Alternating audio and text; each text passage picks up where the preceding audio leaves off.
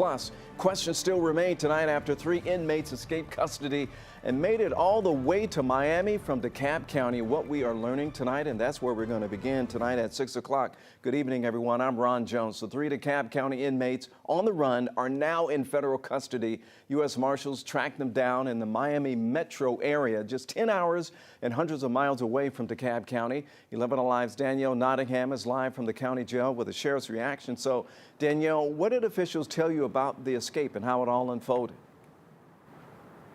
Well, Ron, the sheriff didn't have much to say about how 3 violent inmates were able to walk out of the county jail, but she did promise to do better in the future. What we do know is those inmates had outside help to get down to Florida.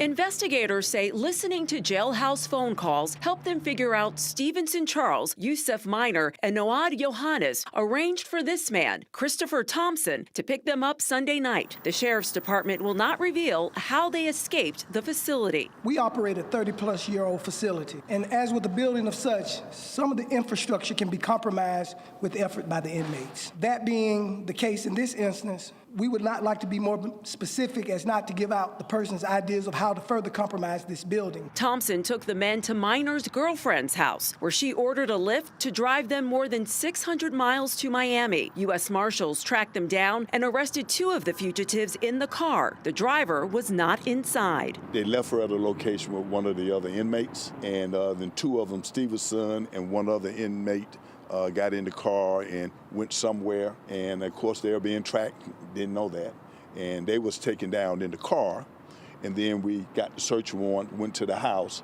and took down the 3rd person with no incident. The DeKalb County Sheriff says she wants to improve the jail's infrastructure to avoid another escape. This is a breach. We're not going to sit here and go back and forth and point blame. We're going to focus on what can we do to stop it from happening in the future.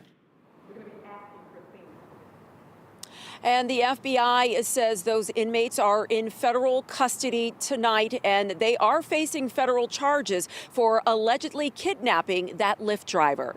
Live at the DeKalb County Jail, Danielle Nottingham, 11 Alive News. Okay, Danielle, thanks for staying on top of that story for us. You know, she talked about the Lyft, right? Lyft says it is working closely with law enforcement to assist in this investigation. We reached out to the DeKalb County CEO Lorraine Cochran Johnson for a comment on the jail conditions. So far, we have not heard back.